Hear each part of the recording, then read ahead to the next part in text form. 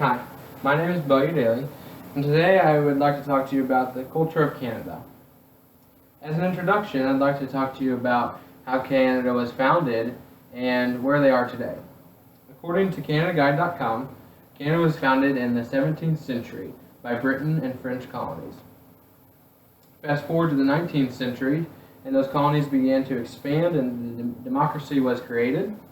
20th century World War I came, and that sparked the independence of Canada in 1926. This is because Canada was forced to fight in the World War I because technically they were still under Britain rule. Britain forced Canadian soldiers in the Canadian Army to take part in World War I, and they did not like this. After World War I, they began a petition to separate from the rule of Britain, and it eventually happened in 1926. At that point, cities began to expand. 50% of the population now lived in urban areas because cities were getting bigger, immigrants were coming over to Canada, and that sparked a higher population and more jobs. The Industrial Revolution also hit Canada, just like it hit other countries, and that helped to create jobs for immigrants, just like we stated, and it helped the economy grow. So moving on to the first fundamental characteristic of culture. According to everyculture.com, children grow up very similar to how children grow up in the States. From the ages of 0 to 5, the mother is the normal caretaker, and she is in charge of care of the children. Now there is daycare and preschool, but they're not as common in Canada as you see in other countries. And they're more expensive there and more for the upper class.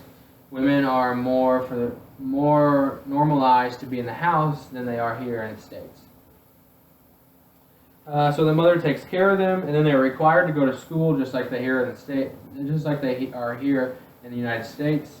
From 1st through 12th grade, they attend school. It can be public, it can be private, just like here.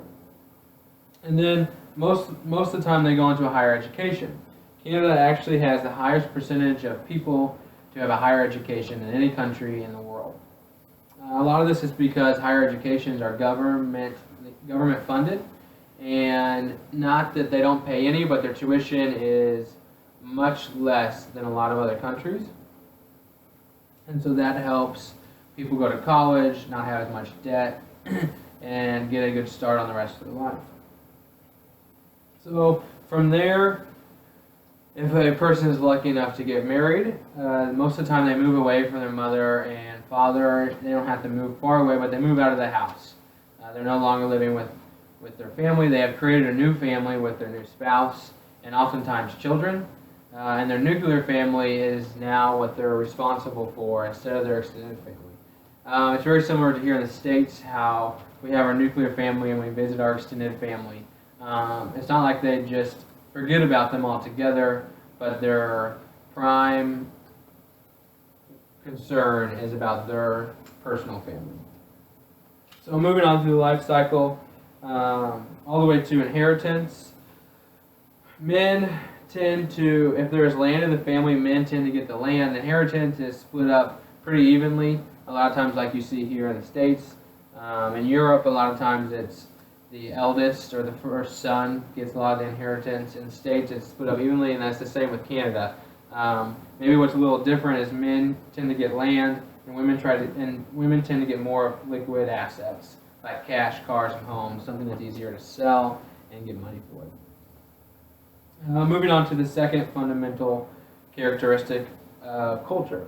According to the Canadian Encyclopedia, the 2011 census for Canada, 90% of people who claim they are religious claim to adhere to the Christian religion. Now it is a freedom of religion country, so Judaism, Buddhism, Islam, etc., all religions are free if you would like to practice them, as long as they don't cause any harm to you and people around you. Now, the first religion in Canada, according to CanadianEncyclopedia.com, was the religion of their Aboriginal people. And this is a religion that is trying to connect with nature and the land around you and spirits through that nature and animals. That religion ended up fading out as the country became more industrialized and took over a lot of land. Now that religion is making a comeback, and mostly in rural areas at this point. The last fundamental characteristic of cultural is the state, and according to CanadianHistory.com, it's a very organized government, like you see in a lot of other first world countries, America, Europe, Germany. It's very organized. There's laws, there's law enforcement, there's democracy, so there's votes on what they want and what they don't want. They vote for their politicians, all the way up from their governors and the people who are in charge of their territories to their president, and he's actually called a prime minister in Canada. Their taxes, they're a little more tax heavy in Canada than compared to America. A lot of publicly funded schools, publicly funded organizations. There's conservation department. It's a very organized government, and it's for the people and of the people, is what they say. Some other things that I would like to touch on that are big in Canada and also that Americans could probably relate to are sports. Hockey is the biggest sport in Canada, and they follow the NHL. Baseball is big. Football is also big. They have a Canadian Football League. Curling is big. Ice fishing is big, and hunting is big. I thought we could relate to that here in the States. For holidays are such a big part of American culture and world culture, really, depending on where you're from, and it's the same with Canada. And according to statutoryholidays.com, they celebrate Christmas on the 25th, just like we do. They celebrate Thanksgiving on October 10th, but that is not the Thanksgiving that we think of. It is a Thanksgiving to celebrate and be thankful for the harvest season. So they plant their corn, their beans, their soy, their wheat, and hopefully they had a plentiful harvest, and October 10th is when they give thanks to that harvest.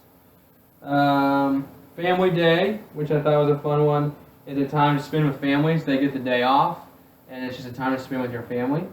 They have Easter like we do, and they have Canada Day, which is very similar to Independence Day or 4th of July. It's the day that they became independent of British rule. So in conclusion, Canada is a very organized country, has an organized government, very strong family cultures. The state has a heavily governed presence, and the religion is freedom of religion. Thank you.